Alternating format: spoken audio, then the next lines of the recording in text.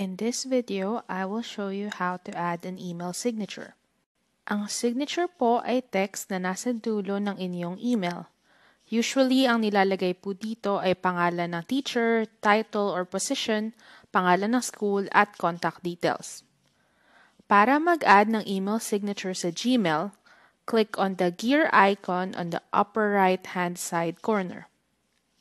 Then, click See All Settings. Dito po sa General Settings, scroll down po tayo hanggat makita natin ang signature. Click the Create New button. Bigyan po natin ang pangalan ng ang signature. Click Create.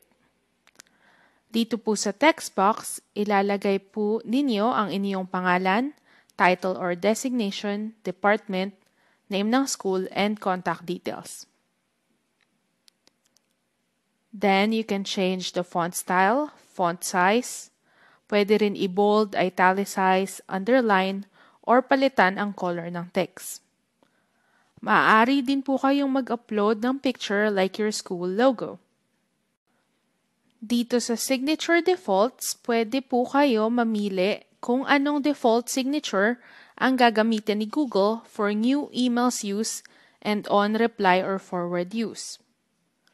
Click on the drop-down and select po natin yung kakagawa lang natin na signature.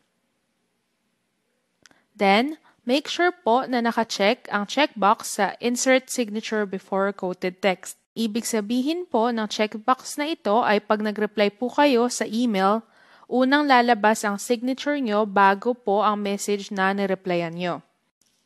When done, scroll down and click Save Changes. Ngayon po, nasa inbox na tayo ulit. Click on Compose. Makikita nyo po na nandito na ang signature na nilagay natin. If you open an email in your inbox and click Reply, andito rin po ang signature. Kung may tanong po kayo tungkol sa email signature sa Gmail, please leave a comment below.